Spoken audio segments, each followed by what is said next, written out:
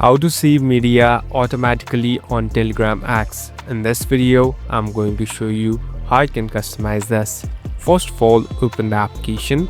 Now, here on the left top, you can see this tree line icon. Simply tap on this tree line icon and here tap on settings.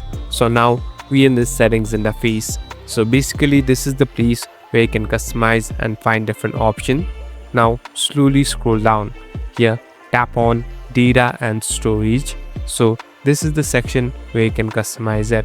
Here on the bottom there's a section of automatic media download. So this is the place where you can customize it.